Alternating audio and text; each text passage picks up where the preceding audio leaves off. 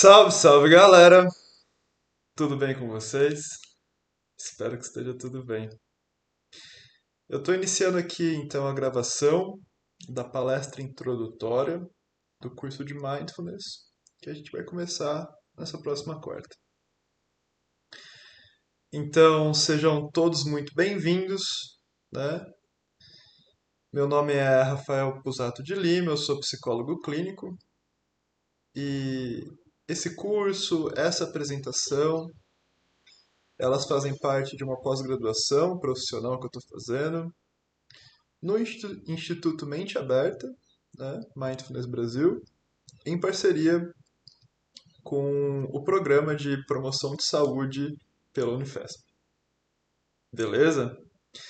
A seguir eu vou dividir com vocês algumas informações sobre o curso, sobre esse curso que se chama MBHP, e vou também trazer outras informações que podem ser úteis, né, para a feitura desse curso, para que quem vá realizá-lo, realize-o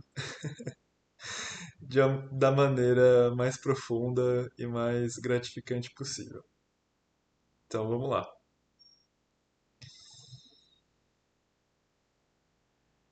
Antes, no entanto, eu gostaria de propor uma reflexão para vocês, né? Antes de eu começar uma palestra expositiva, eu queria que cada um de vocês se perguntasse o que lhes trouxe até aqui, né? Por que você aceitou participar de um curso de mindfulness quando foi convidado, né? Talvez, se você quiser ter uma experiência mais profunda com essas perguntas, você pode ir observando o que se passa na sua cabeça enquanto eu vou direcionando essas perguntas para você. Ou também você pode escrever num pequeno pedaço de papel, dando uma pausa nesse vídeo aqui, né? Então, o que te trouxe até aqui? Quando você aceitou fazer um curso de mindfulness, quais foram as motivações?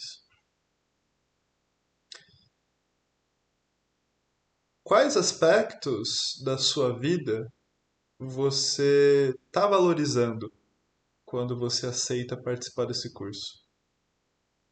Quais aspectos da sua vida você quer valorizar a partir da feitura desse curso?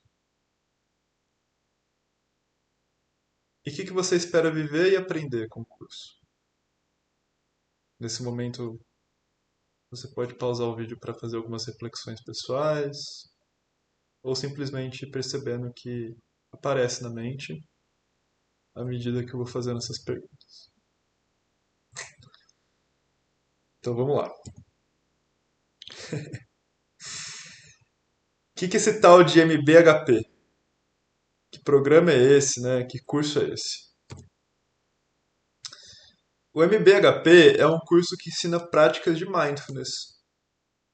Ele é um curso para iniciantes que, ao mesmo tempo, traz nele práticas básicas, intermediárias e avançadas, né? Ele é feito para quem quer aprender a meditar, quer aprender a fazer práticas de mindfulness e quer trazer isso para o dia a dia, para a vida, no sentido de promover saúde com essas práticas. A origem do nome MBHP é sua sigla em inglês, Mindfulness Based Health Promotion, que em português significa promoção de saúde baseada em mindfulness.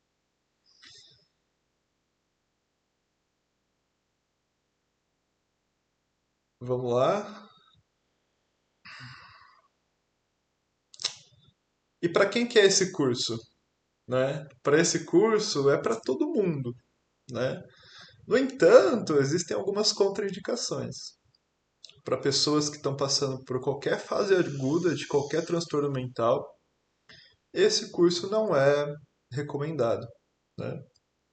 Eu acredito que um curso que se que tem como objetivo promover saúde, principalmente a longo prazo, né, que é o caso do MBHP, né, o Long Life Learning, ele precisa de que integrantes que fazem esse curso estejam num momento de estabilidade das suas vidas, né? Esse curso ele não é um remédio, digamos assim, para sintomas agudos, mas ele é como se fosse um remédio também para tratamentos, né, de questões de prevenção, né? Ou normalmente a gente não toma remédio para prevenir, né? Normalmente a gente faz exercício, né? Come melhor, pratica meditação, né? Então, qualquer pessoa que esteja passando por um momento agudo de transtorno mental, esse curso não é recomendado. E por mais que você esteja no momento de boa saúde mental, e se você for uma pessoa hipercrítica, né, com baixa motivação e com atitude de oposição, né, esse curso também não é para você. Durante muitos anos de estudos desses protocolos, né, vai fazer mais ou menos 50 anos esse ano, 55 anos, perdão, as pessoas que segundo questionários de personalidade, apresentavam esses traços elevados, né, não tinham bom proveito, né, no curso e acabavam às vezes até atrapalhando um pouco a dinâmica do próprio grupo. Então, se você é uma dessas pessoas, né, eu não vou de maneira nenhuma proibir que você faça o curso, mas talvez o curso também seja uma oportunidade para você rever essas resistências que podem surgir no sentido de crítica, seja do curso, seja de si mesmo, baixa motivação e oposição. Né? E aí talvez ser um catalisador aí de mudanças pessoais que já podem estar em curso na sua vida. Tirando essas duas exceções, o curso é para todo mundo, né? Que queira viver uma vida ou aspectos da própria vida, seja o relacionamento, o amor, o sexo, a família, amigos, trabalho, lazer, alimentação, esporte, né? Com mais saúde e bem-estar. E como acontece esse programa, né? O MBHP? Nós vamos fazer um encontro semanal de 2 horas cada, né? Durante 8 semanas. Começando na próxima quarta-feira, das 2 às 4, né? Entre os dias 11 de junho, que vai ser a próxima quarta-feira, e 6 de agosto, né? Quando termina esse período de 2 semanas. 8 semanas, ok? Dia 9 de agosto é meu aniversário. Eu vou aproveitar e falar sobre uma possibilidade de festa aqui para os integrantes, já estão todos convidados de antemão, mesmo que não haja nenhum planejamento de festa. É, cada encontro do MBHP é temático, né? Por exemplo, o primeiro encontro ele se chama Saindo do Piloto Automático. E a gente vai ensinar práticas e reflexões, né, que podem promover insights sobre esse tema, né? Às vezes a gente vive uma vida muito no automático e dar um passo para trás nesse automatismo vai ser o objetivo do primeiro encontro. Existem outros temas que serão abordados durante o curso como um todo, né? Por, e, e cada encontro vai ter esse objetivo, né? De tratar esse tema. Então, por exemplo, no encontro 5 a gente vai falar sobre lidar com dificuldades, né? É um encontro que a gente vai falar também sobre conversas difíceis, né? No encontro 7 por exemplo, a gente vai falar de mindfulness e compaixão, né? Como mindfulness e a compaixão, ela pode trazer um pouquinho mais de tranquilidade para as relações interpessoais. Bom, após as práticas, né, de mindfulness que a gente vai fazer nos encontros, né, elas são bem demarcadas, né? Normalmente elas duram entre 15, 20, 25 minutos. Existe um pequeno momento depois delas que a gente vai poder compartilhar o que a gente viveu, né? Esse momento é chamado de compartilhamento, né? Na verdade, em inglês, ele é chamado inquire, né? Mas eu não gosto muito dessa palavra, eu prefiro chamar em compartilhamento, tá? E o intuito desse compartilhamento é simplesmente compartilhar, né? Eu lembro de quando eu estava fazendo meu MBHP, todo mundo que faz a pós-graduação faz um curso de MBHP. Os compartilhamentos dos meus colegas eram muito ricos para mim, porque eles me davam vários insights sobre a minha própria prática, né? Talvez coisas que as pessoas viveram e eu também vivi, né? Senti essa sensação de humanidade compartilhada, né? Entre outras coisas, né? Então, compartilhem. É um convite que eu faço desde já. Compartilhe às vezes até não para você, mas para a pessoa que está lá junto com você, que está meditando, é um grande presente. Eu sempre falava isso, que era um grande presente ouvir as pessoas.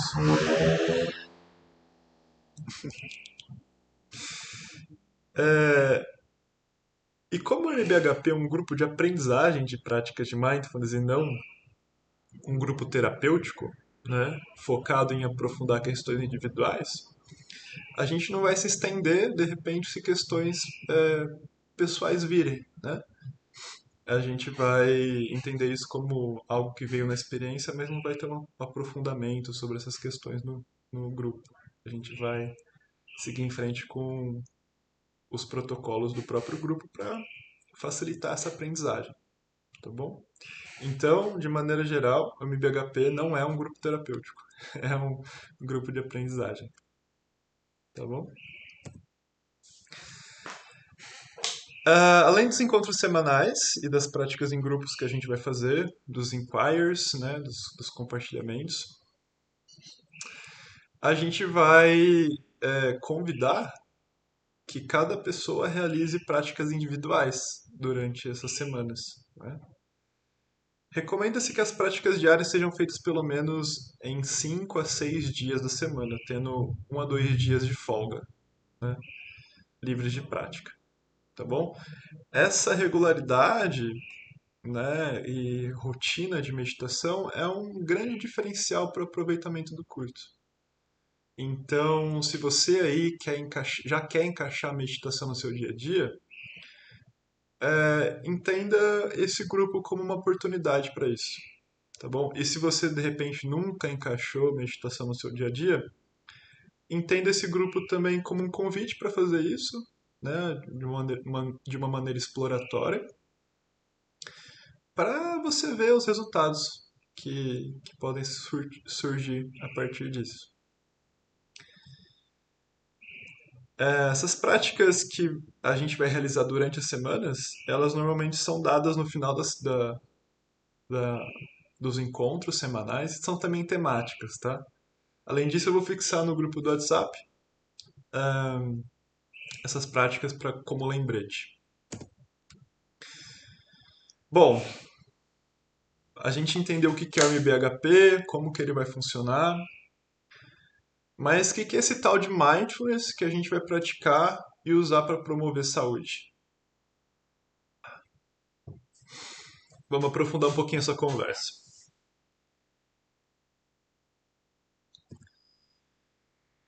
E antes de aprofundar um pouquinho a conversa sobre o que é mindfulness, eu queria aprofundar um pouquinho a conversa sobre o que não é mindfulness, porque normalmente as pessoas chegam nesse curso aqui com muitos preconceitos, né?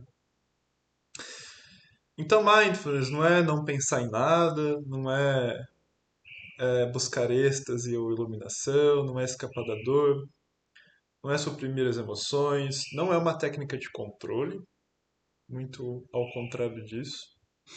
Não é uma técnica de relaxamento, não é pensamento positivo e não é autorreferencial no sentido que a gente pratica mindfulness como um jeito de autoaprimoramento, né, somente, né?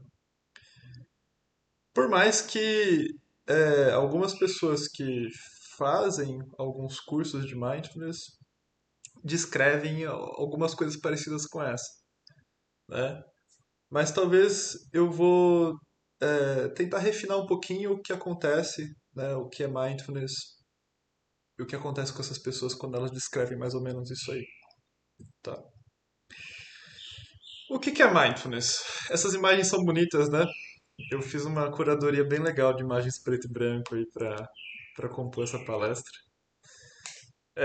Eu que gosto muito de fotografia também, né? Principalmente fotografia preto e branco, tá? Então, o que é mindfulness? Mindfulness tem muitos significados, pelo menos uns três ou quatro. Eu vou tentar trazer alguns deles aqui de uma maneira que a gente que vá sendo útil para a gente realizar o curso. Então, mindfulness, ele pode ser um estado ou qualidade da nossa mente, né? E é um estado mental em que a nossa atenção, a nossa percepção e nossos pensamentos possuem uma qualidade de aceitação, né? Não evitação, e não julgamento da experiência presente, tá? Existe um teórico de mindfulness muito famoso, aplicador do primeiro protocolo, chamado John Kabat-Zinn. Ele aprofunda um pouquinho essa descrição de mindfulness como estado de mente nas seguintes palavras: Mindfulness é o estado de mente, awareness, que surge ao se prestar atenção intencionalmente no momento presente, sem julgar ou criticar, e está a serviço da autocompreensão e da sabedoria. Então, mindfulness como um estado de mente é algo que a gente acaba sentindo durante a prática, né? É um estado em que a gente está consciente dos estímulos que estão sendo percebidos pela gente de uma maneira não crítica, né? E aberta, né? Em relação ao que pode surgir, tá? Quando eu estava escrevendo essa palestra, eu falei assim, putz, talvez as pessoas leem isso e acham que é um superpoder, né? Mas na verdade, mindfulness é um estado bem natural dos seres humanos. A gente experiencia mindfulness, né, esse estado de consciência aumentada e não julgadora, sem nos darmos conta, né, em atividades como esportes, viagens onde tem muitas coisas para a gente é, ser curioso e conhecer, né? Nas artes, no sexo, ouvindo histórias, assistindo filmes, conversando, principalmente com pessoas que a gente gosta, tem um laço de afeto muito grande, né? E dizem que foi mais presente na nossa infância e adolescência do que é na vida adulta, né? E é mais recorrente no lazer do que em momentos de trabalho. Se a gente pensar talvez em uma análise crítica, né? Talvez o capitalismo nessa constante busca, né, pela preservação da nossa vida a partir da obtenção de capital, né? Ela corta um pouco a vibe do mindfulness, né? Como estado natural, né? Mas isso não impede também que a gente cultive um pouquinho de mindfulness nessa correria toda, né? E talvez mude aí alguns caminhos da nossa vida, né? Principalmente o caminho de adoecimento, né? Promover um pouquinho mais de saúde e bem-estar. Como exemplo do mindfulness mais vívido em épocas que a gente não trabalhava, né? Em épocas da infância que a gente era talvez naturalmente mais curioso, né? A Louise Gluck, ela que ganhou o prêmio Nobel de 2020, Nobel de Literatura, ela tem um poema inteiro, né, sobre como a gente tem um olhar mais vívido para as coisas quando a gente é criança, né? E no final do poema tem essa frase, né? Nós olhamos para o mundo uma vez, quando criança, e o resto é memória.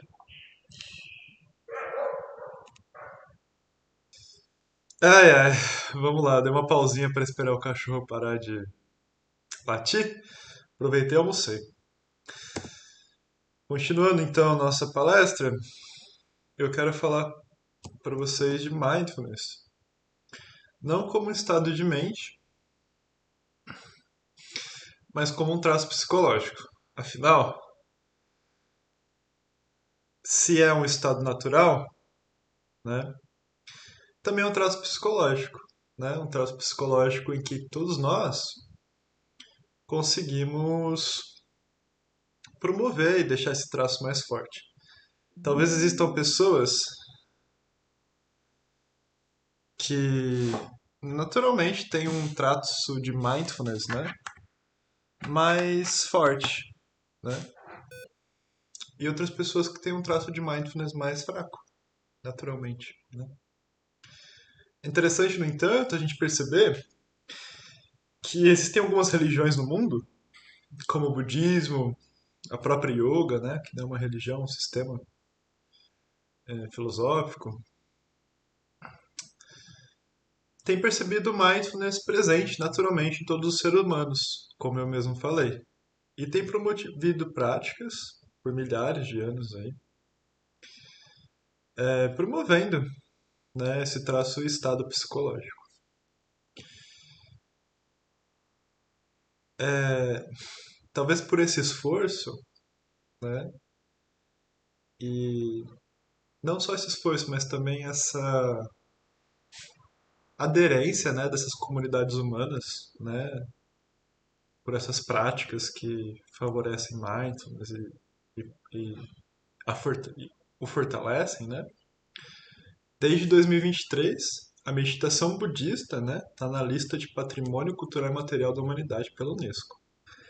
E desde 2016, as práticas de yoga estão em avaliação constante para entrar nessa lista, né? Talvez entre nos próximos anos. Sendo assim, né, é possível dizer que o MBHP, esse curso que a gente vai fazer, é outra prática cultural, né, que perpetua o legado cultural desses patrimônios, tá? Esses esforços humanos, né, eles chegam aqui pra gente no nome de MBHP, tá bom? E agora vamos falar de mindfulness como prática, que também existe esse outro significado de mindfulness.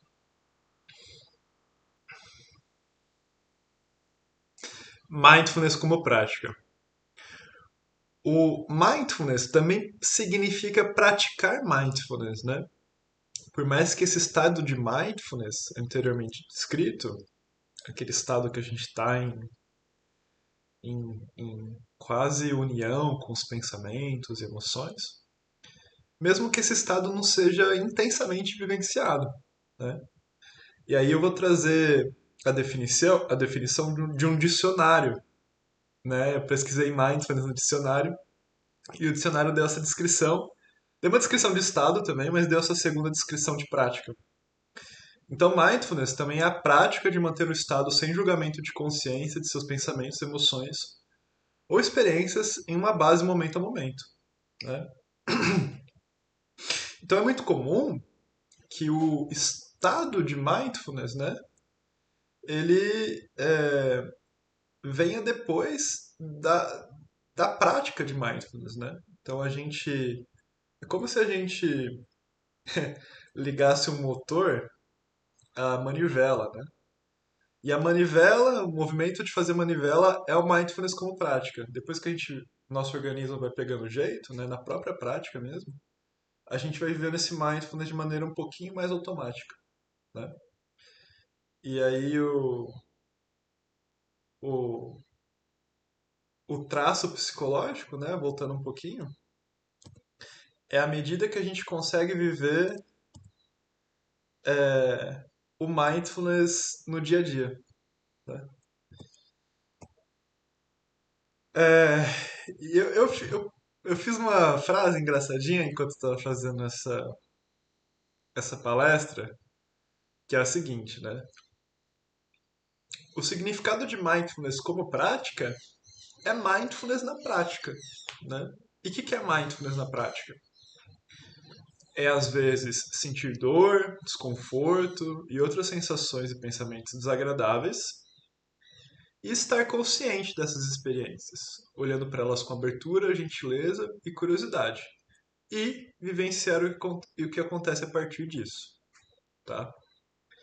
E também sentir prazer, alegria, sensações e pensamentos agradáveis, e estar consciente dessas experiências, olhando para elas com abertura, gentileza e curiosidade, e observando o que acontece a partir disso. Eu acho interessante dizer nesse ponto aqui que praticar mindfulness não é necessariamente sentar e fazer uma prática formal, né? Por exemplo, enquanto eu estava no começo dessa palestra aqui, eu fui observando que eu estava com pensamentos de tipo, será que eu vou ser bem compreendido? Será que eu tô falando de uma coisa interessante para as pessoas que estão ouvindo? Será que eu tô sendo chato, né? E eu fui percebendo o quanto esses pensamentos eles foram eu fazendo acelerar um pouco meu tom de fala, tudo mais, né? Teve um momento, no entanto, que eu falei assim, cara, eu não tem sentido eu acelerar aqui, né? Eu vou falar no meu tempo, se as pessoas quiserem, elas aceleram lá, né? Ou não vêm, né? Mas eu vou aqui fazendo o meu ritmo, né? E aí o que acontece? Quando eu escolho isso, ao mesmo tempo, de alguma maneira, eu escolho ouvir essas vozes que estão falando que eu tô sendo chato e não levá-las tão a sério, né? Às vezes, olhar com gentileza, né? Com abertura e talvez até com curiosidade para o que elas significam profundamente, né? Talvez eu queira ter uma boa experiência aqui com vocês, né? Dar uma boa experiência para vocês. E para isso eu não preciso ir rápido, eu posso investir na qualidade mais do que na quantidade de tempo negativo, digamos assim, né? Então, essa prática de mindfulness, né? Ou seja, tipo, estar consciente dos pensamentos, né? Olhar para eles com gentileza, com abertura, né? Com diálogo, né? E ver o que acontece a partir disso, é uma coisa que a gente treina numa prática formal, mas o grande uso dessas coisas está na vida, né? Tá na medida que a gente consegue ser flexível com a gente mesmo, com as coisas, né? E aí o curso de Mindfulness, o MVHP, ele tem essa característica, né? A gente vai aprender práticas formais, práticas informais, vai fazer conversas para saber onde a gente pode expandir aquelas práticas para o cotidiano, né? Afinal, praticar mindfulness, meditar, traz muita promoção de saúde, mas de alguma maneira manter esse estado de consciência e bem-estar durante o dia a partir de ações também é ótimo, né? Também contribui para a nossa saúde, tá bom? Bom, e é ótimo que chegou nessa parte, né? Já que a gente falou de mindfulness sobre o que é, vamos fazer uma pequena prática aqui de 3 minutos, né? Para degustar um pouquinho de mindfulness, tá bom? Então vamos junto. Bom, nesse momento, eu acredito que tanto eu quanto vocês estão de uma maneira muito orgânica na frente do computador, talvez de uma maneira que a gente costuma estar. E o convite nesse momento vai ser para que a gente nos reposicione, tá? Então, talvez reposicionando os quadris de uma forma mais aderente na nossa poltrona, né? De uma forma que a gente talvez coloque até um pouquinho ah, a bunda lá. no encosto de trás da cadeira, de uma forma que a gente joga até um pouquinho o cóccix para cima, né? O famoso empinando um pouco a bunda, para que a gente sente, né, com, com a nossa coluna numa postura neutra, né? Então nossa coluna fica arredondadinha assim, né? E aí sobe. Nesse momento a gente pode também, além de reposicionar nossa bunda na cadeira, reposicionar os pés, talvez deixando eles mais apoiados no chão possível, né? Talvez deixando as mãos sobre os joelhos. E aí levando consciência também para como a gente está com a nossa coluna. Talvez colocando nossa cabeça também numa postura neutra, né? Na mesma direção da coluna. E ainda com os olhos abertos, a gente vai se conectando com a sensação do corpo como um todo após a gente entrar nessa postura um pouquinho mais estável.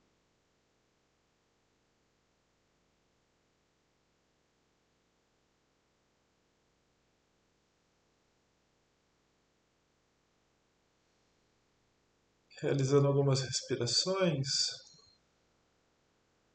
os olhos abertos ainda, a gente vai percebendo onde a respiração se expressa no nosso corpo.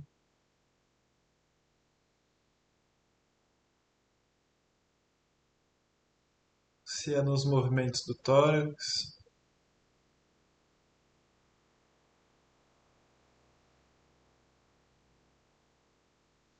se é na sensação do ar saindo e entrando das nossas narinas.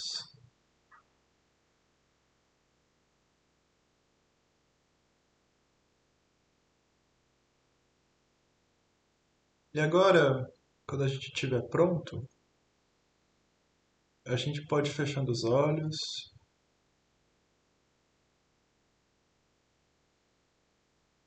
e levando a atenção, mais uma vez, para o nosso corpo como um todo.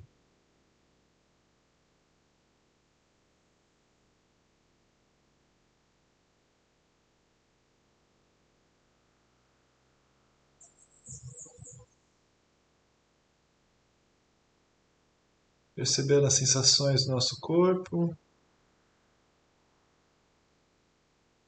de uma maneira aberta,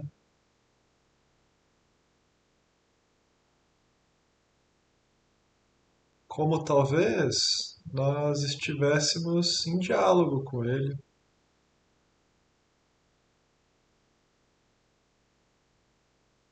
Percebendo talvez alguma sensação que chame mais a nossa atenção.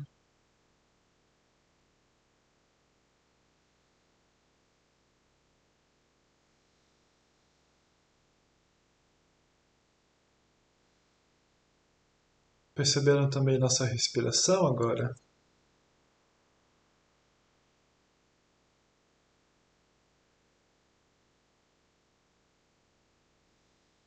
Talvez nos concentrando nas sensações do nosso tórax ao respirar.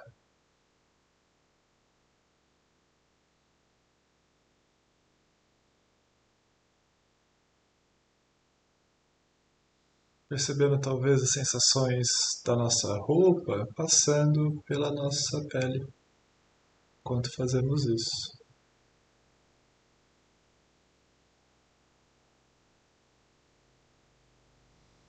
E se por acaso sua mente divagou, entendendo que esse é um movimento natural da mente, a gente com gentileza vai trazendo novamente atenção para as sensações da respiração.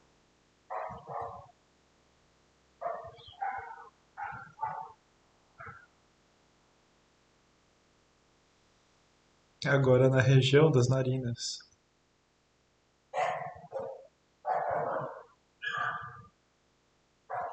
Percebendo as sensações sutis na ponta do nariz, enquanto respiramos.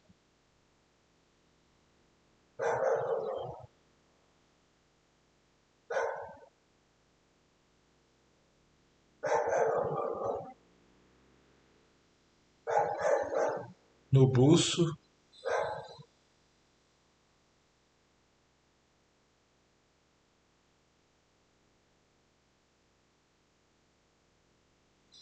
ou dentro das próprias narinas.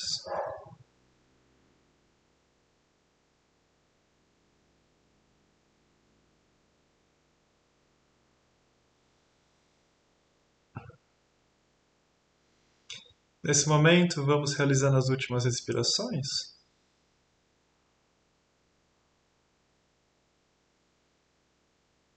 E gentilmente, no nosso tempo, vamos abrindo os olhos.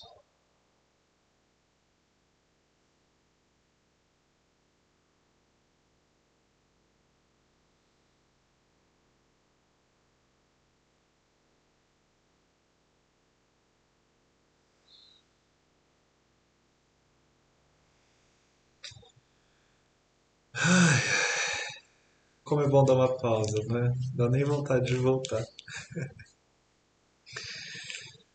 Bom, para você que está aí, para você que voltou, não voltou, volte no seu tempo. Eu vou continuar aqui a palestra, talvez você queira, inclusive, assisti-la aí de olhos fechados. Vamos lá. Depois dessa breve pausa e meditação, eu queria contar para vocês um pouquinho do histórico do MBHP. Como é que ele surgiu, né, a partir dos movimentos que o antecederam. O MBHP é um dos netos mais novos e o único brasileiro do primeiro curso de práticas de Mindfulness que faz 55 anos em 2025. Na verdade, faz um pouquinho menos, vai fazer 44 anos. Quando eu fiz as contas, ela fiz errado. Eu não tive tempo de corrigir. Então foi em 79 que o primeiro curso de Mindfulness ele foi lançado. E ele foi lançado pelo John Kabat-Zinn, né, o dono intelectual daquela frase lá do começo dos slides. E esse curso foi muito chamativo no, na década de 70, em 1979, quando ele foi feito, porque a partir aí de rígidos métodos de análise, né, ou seja, métodos de análise dificilmente falseados, ele conseguiu excelentes resultados no tratamento da dor crônica para pacientes que já tinham testado todas as alternativas e não tinham conseguido resultado com nenhuma. Olha que importante, né? Então, essas pessoas que tinham um quadro de dor crônica complexo, né, persistente, tiveram bons resultados com o protocolo do John Kabat-Zinn. Né? Isso foi muito surpreendente para a época, o que rendeu ao criador, né, um instituto dedicado à pesquisa de mindfulness, né, na Universidade de Massachusetts, né, não é qualquer universidade, né, uma universidade ali que fica geograficamente pertinho de Harvard, enfim, daquele, do, dos grandes polos ali de pesquisa dos Estados Unidos, né,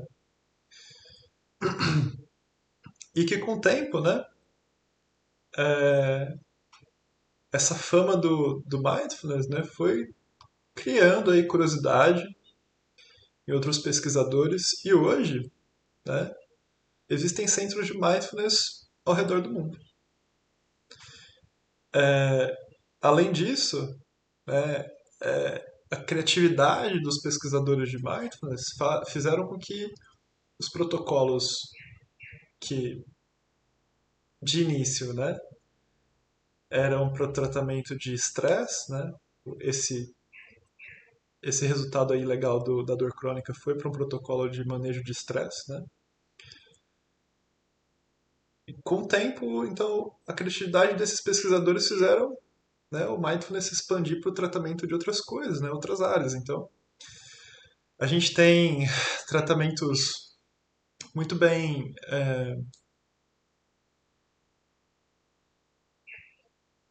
conceituados na área de tratamento de dependência química, né? Como exemplo, eu trouxe apenas um aqui, que é o Mindfulness-Based Addiction Treatment, né? E desenvolvido pela Universidade do Texas, né?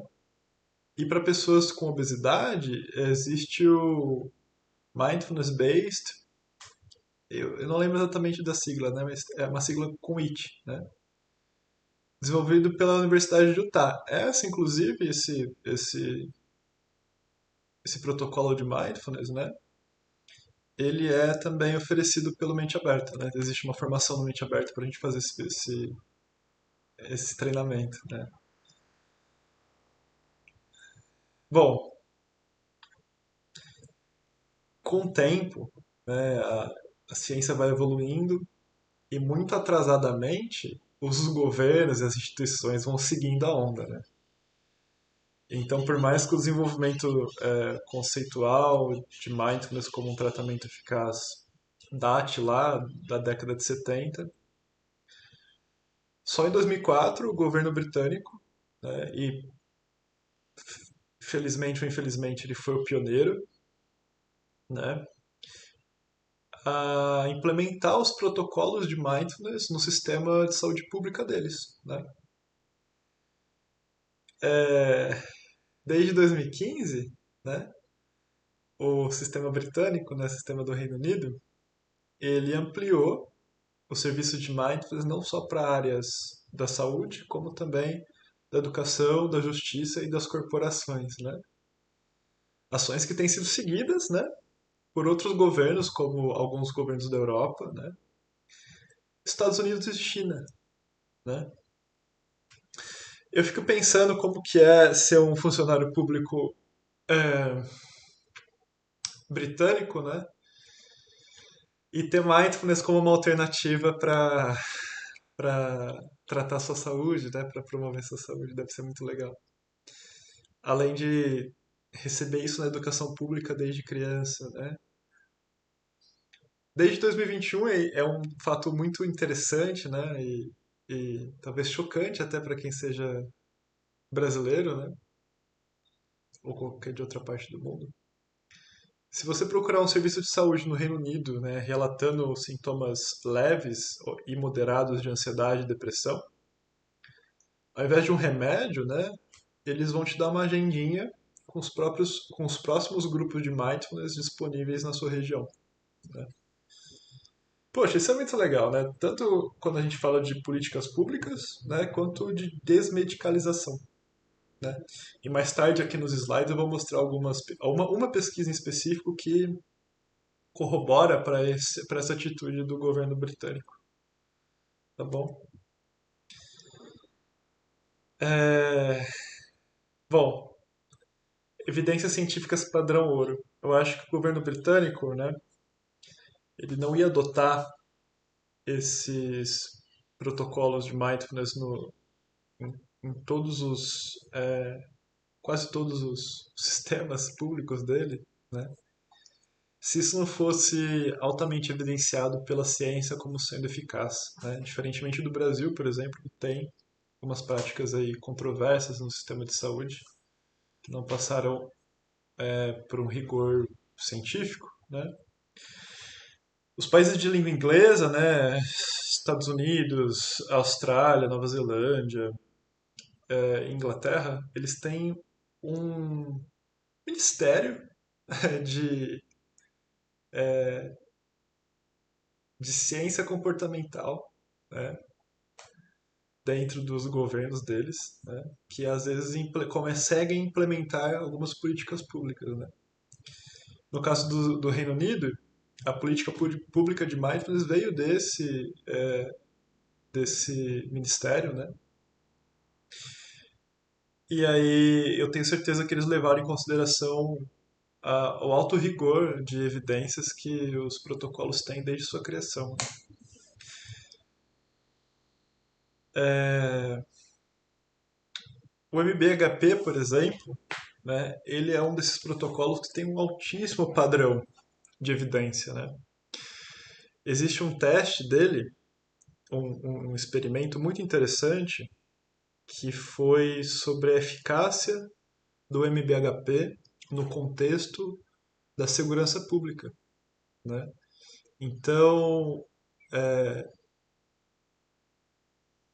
aqui no estado de São Paulo, perdão, no Rio de Janeiro, uma, uma professora nossa, Sônia Beraldo, ela conduziu grupos de mindfulness com o pessoal da Polícia Civil, tá? E lá no Sul, né, um outro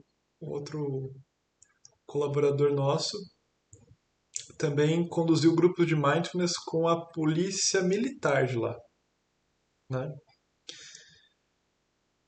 E aí, esses grupos, né, eles foram randomizados, né? Ou seja, se 100 pessoas queriam fazer nesses dois locais, né? Se 100 pessoas cada queriam fazer, desses dois locais cada, se 100 pessoas queriam fazer o grupo de mindfulness, e mais 100 não queriam, eles pegaram um grupo de 50 em que 25 queriam e 25 não queriam, por exemplo, sabe? Isso a parte randomizada. Então, pessoas que queriam fazer e pessoas que não queriam fazer participaram do grupo. Foi controlado porque as pessoas que foram deixadas de fora eram o grupo controle, as pessoas que foram deixadas de dentro no grupo teste, né? Então o grupo controle ficou sem grupo, e o grupo teste fez o grupo de mindfulness. E muito cêntrico, porque foi lá no Rio Grande do Sul e foi no Rio de Janeiro. Então, e aí a grande coisa bonita é que no Rio Grande do Sul e no Rio de Janeiro, a partir dessas outras metodologias, os resultados casaram, né? Então isso dá um padrão ouro ainda maior, né? E a multicentricidade ela pode ser inclusive replicada, né? Então, vamos supor que eu faço MBHP com um grupo de pessoas, né, de estudantes, e depois de 10 anos uma pessoa faz um grupo de MBHP com outros estudantes. Os resultados eles se comparam, né? Pode fazer um outro paper falando da multicentricidade, né? Então, é, os testes randomizados controlados já são padrão ouro. E aí tem esse aí que foi multicêntrico. Então, assim, são protocolos e para quem entende o que eu tô falando, putz, é uma das coisas mais válidas que existem em ciência. Enfim, eu não vou me alongar aqui não, eu fico empolgado até falando sobre isso. Vamos continuar. Ah, isso é interessante, né? Quando eu procuro na PubMed, né, Mindfulness Based, eu acho em 2023 728 artigos. Em 2024, 820. Tem tido uma crescente nos últimos anos, né, quase que exponencial, é, de pesquisas de mindfulness. Né? Quando eu procuro mindfulness sozinho, na plataforma PubMed, aparece mais ou menos 4.000 publicações para os 2 anos. Tá? Mas eu gosto de pesquisar mindfulness-based, porque normalmente esses mindfulness-based eles estão falando de protocolos, como que a gente vai fazer. Tá? E aí, tem uma pesquisa só que eu queria trazer aqui, que eu acho que é uma pesquisa fenomenal. Né? Eles comparam a feitura do curso do John Kabat-Zinn, Mindfulness Based Stress Reduction, MBSR, né? Com o uso de estalopram, né? O nosso querido estalopram, para o tratamento com adultos com transtornos de ansiedade, né? É um estudo clínico randomizado, tá? E os resultados estão aqui para quem gosta dessa parada de, de analisar resultado. Vou até tirar meu rostinho aqui da reta. Eu vou direto para as conclusões, tá? Dá um pause aí, então. A conclusão foi que os tratamentos são similares, né? Os resultados randomizados controlados, perdão, os resultados clínicos randomizados, comparando o mindfulness-based com a intervenção farmacológica, né? Mostra que o mindfulness-based, o MBSR, o protocolo, não foi inferior ao trabalho de tratamento da ansiedade que o estalopram. Então, mesma coisa, né? E aí fica mais uma vez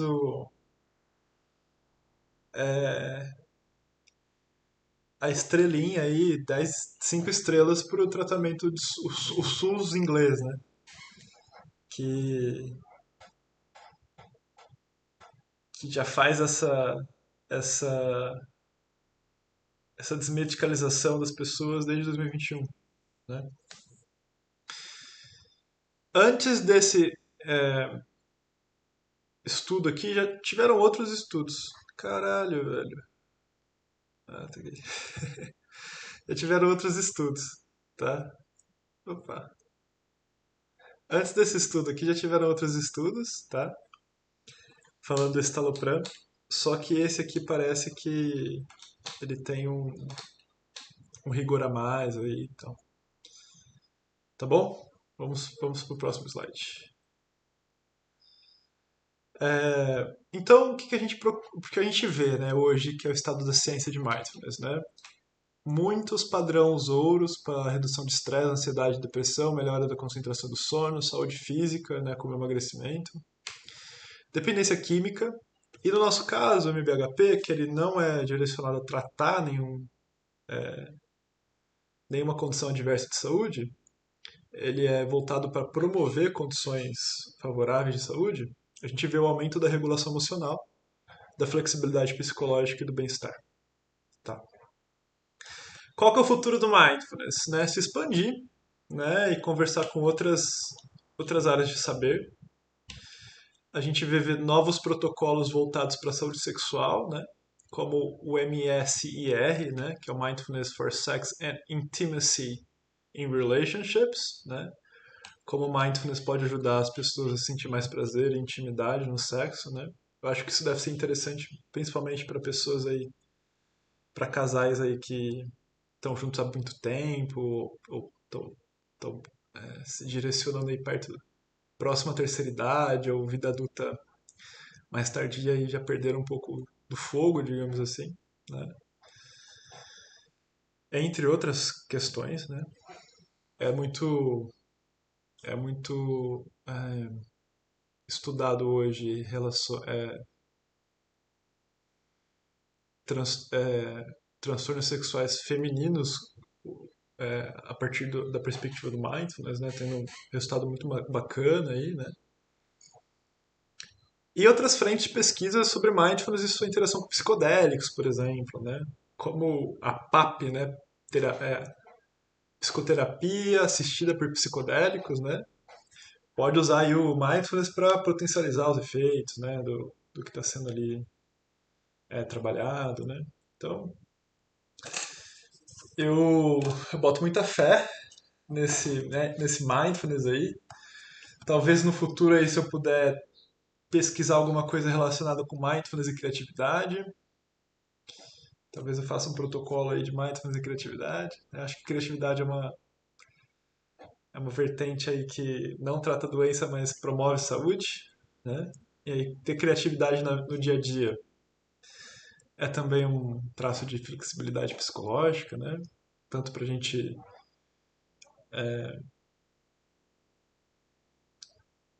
resolver problemas na nossa vida, né? Quanto para deixá-la mais interessante, né? No dia a dia, nas relações com as pessoas, na nossa própria relação comum. Né? Viver é criar, e talvez eu vá nesse caminho aí do futuro. Vamos continuar aqui, a gente está nos últimos slides. Para finalizar, a gente está indo para ir para uma horinha de palestra, como prometido. Eu vou contar um pouquinho da minha experiência como participante tá? Do MBHP. Todo mundo que faz o curso para aplicar vivenciou o curso como integrante, tá? E o que eu posso trazer aqui que pode ajudar vocês, né? Quando eu fiz o meu curso de MBHP, pasmem, né? Eu já tinha 9 anos de experiência intermitente como meditador. Então, esse ano aqui, eu estou no curso há 1 ano e meio. Então, julho, eu vou ter a. Julho, enquanto a gente estiver fazendo nosso grupo, eu vou ter a felicidade de estar meditando há 10 anos, né? E ter essa coincidência de que 10 anos atrás eu estava aprendendo e hoje eu estou ensinando, né? Só que essa experiência de 10 anos como meditador, ela não foi constante, né? Foi intermitente. Então eu aprendi a meditar em julho de 2015 num templo Hare Krishna lá na Austrália, tá? Meditei lá uns dias, ou um dia eu acho, talvez. Me interessei pelo assunto, comecei a estudar, comecei a meio que entender algumas práticas por conta, naquele quando eu voltei para o Brasil, naquele semestre de final de 2020 e 2015, né? Fiz um retiro grande no final de 2015 e aí voltei a meditar em 2016, meditei até 2017, em 2018 meditei até o meio do ano, então essa coisa, às vezes meditava 1 ano e meio, parava 6, parava 1 ano, né? E quando eu comecei o curso de mindfulness, de meditação, eu estava pelo menos há 1 ano e meio sem ter a prática corriqueira de meditação, né? Eu lembro que na pandemia eu meditei muito, pelo menos 1 ano e meio, né? Do começo da pandemia até começo de 2021, né? E aí em 2024 eu comecei o curso, eu tava um tempão sem meditar corriqueiramente. Eu meditava quando, pô, eu precisava me agarrar a alguma coisa ali, quando dava alguma coisa errada, né? Mas como uma prática para a gente promover saúde no dia a dia, eu tava, pô, distante, né? E eu demorei muito, muito não, né? Eu demorei pelo menos até metade do curso para dessas 8 semanas, então eu demorei 4 semanas para reencaixar a meditação como rotina na minha vida. E beleza, antes tarde do que nunca, né? Tava um tempão sem meditar todo dia, demora mesmo, né? Mas foi uma demora meio assim. Hoje, olhando pelo menos em retrospectiva, hoje eu medito todo dia, tá? Eu tô pelo menos aí um bom tempo nessa meditação rotineira, né? Hoje eu meditei, ontem eu meditei. Esse ano talvez eu tenha ficado sem meditar 2 ou 3 dias, tá? Então eu sinto que às vezes eu demorei um pouquinho a mais do que eu poderia ter demorado para voltar a ter essa meditação rotineira, né?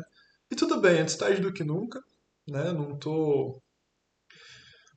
tô arrependido, mas eu acho que alguma coisa que eu posso dizer aqui para vocês é o seguinte: se você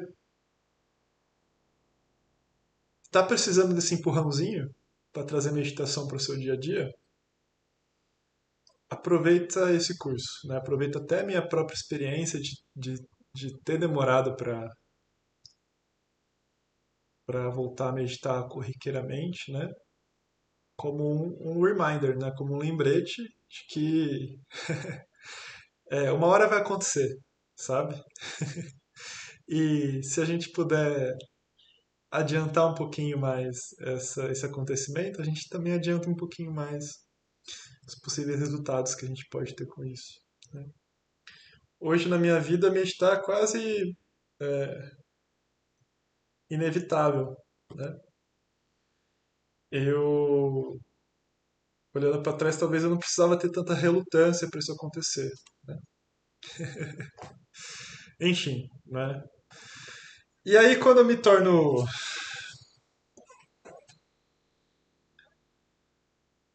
facilitador, né?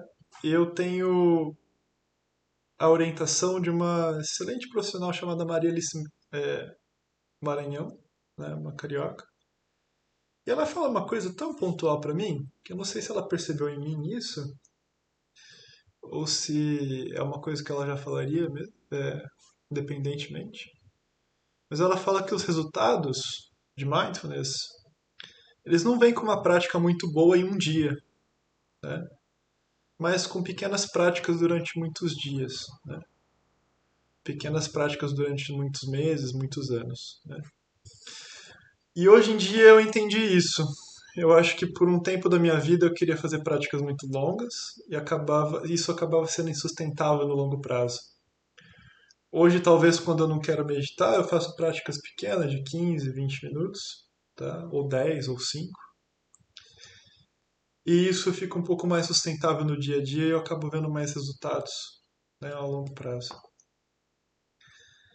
Beleza? Então é isso. Não troque o bem feito pelo perfeito. Perdão, não troque o perfeito pelo bem feito. E agora, para finalizar, para dizer tchau, né? Não finalizar, finalizar a gente está finalizando aqui. Para dizer tchau, eu trouxe aqui uma brincadeirinha, né? Tipo, algumas pessoas com notoriedade midiática que praticam mindfulness, né? Então a gente vê muitos esportistas, Rafael Nadal, Djokovic, LeBron James, Tiger Woods, né? E a gente vê muitas pessoas da arte também, né? David Lynch, Paul McCartney, Keanu Reeves. Talvez para o futuro a gente veja mais políticos, né? A gente veja pessoas mais importantes no sentido de gerência governamental praticando mindfulness. Eu acho que se a gente tiver isso na nossa sociedade, a gente vai para um outro lugar enquanto humanidade, tá? Talvez seja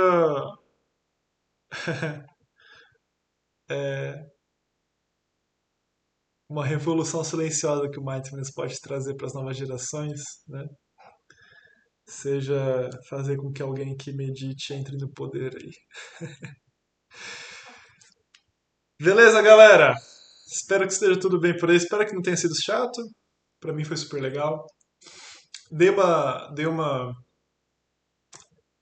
adiantadazinha na minha voz aí durante o tempo, mas espero que isso não tenha chegado para vocês com desconforto.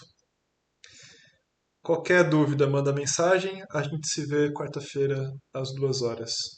Tá bom? Um grande abraço para vocês e até.